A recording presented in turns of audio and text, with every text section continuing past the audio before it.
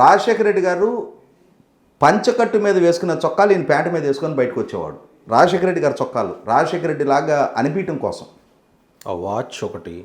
అవును, సేమ్ వాళ్ళ నాయన వేసుకున్న చొక్కాలే ఈయన కూడా ప్యాంటు మీద చూడగానే, ఆ చొక్కా చూడగానే వాళ్ళ నాన్నలాగా అనిపించాలి అని చెప్పని. అంటే ఒక సినిమా షూటింగ్ జరుగుతూ ఉన్నప్పుడు ఆ క్యారెక్టర్కి అనుగుణంగా నటుడిని ఎలా తీర్చిదిద్దుతారో, ఏ గెటప్ వేయాలి, ఏ విధమైన మేకప్ వేయాలి అని చెప్పని, అలాగే కొందరి సూచనల మేరకు, సలహాల మేరకు ఆనాటి నుంచి ఈనాటి వరకు అడుగులేస్తూ వస్తున్న వ్యక్తి జగన్మోహన్ రెడ్డి. ఎవరో స్క్రిప్ట్ రాసిస్తారు, దాన్ని చదువుతాడు.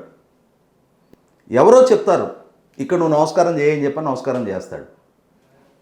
ఎవరో ఆయనకి వ్యూహకర్తలు నువ్వు ఇలా జనాలని తలల్ని నిమిరి ముద్దులు పెట్టని చెప్పని చెప్తారు, నువ్వు ఈ విమర్శ చేయని చెప్పని చెప్తారు, ఇక్కడ నువ్వు ఈ విధంగా స్పందించే అని చెప్పని చెప్తారు.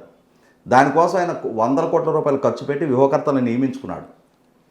పాలకుడిగా బాధ్యతలు చేపట్టిన తర్వాత కూడా వందల మంది సలహాదారులను నియమించుకున్నాడు.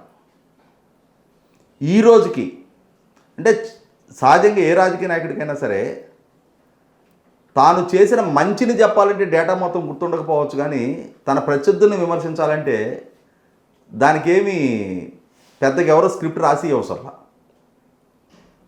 కానీ జగన్మోహన్ రెడ్డి గారు,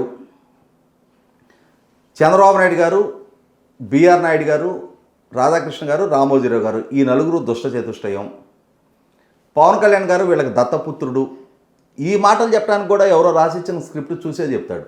ఇవాళ సభలో చెప్పిందే రేపు సభలో కూడా ఇదే వాక్యం చెప్పడానికి కూడా.